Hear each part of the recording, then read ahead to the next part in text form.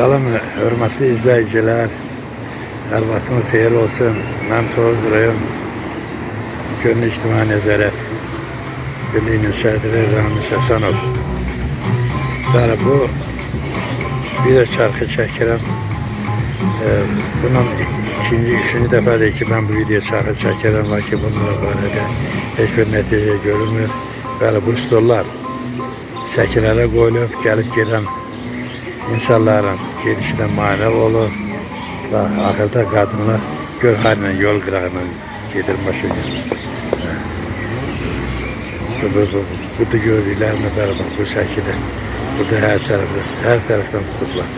Bilmiyorum bunlara bakan təşkilatlar hara bakır, neye bakır, neden ötəri bakır. Budur. Ki ustalar düzülübdür.